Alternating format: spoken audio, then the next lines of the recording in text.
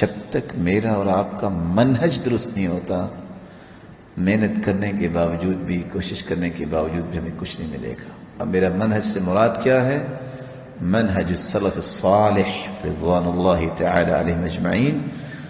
منہج سلف جو ہے وہ صحابہ کا منہج ہے، التمسک والسیر على طریق واضح مستقیم الذي لا اعوجاج فيه وفق منهج السلف الصالح من الصحابة والتابعين وتابعين لهم بإحسان إلى يوم الدين۔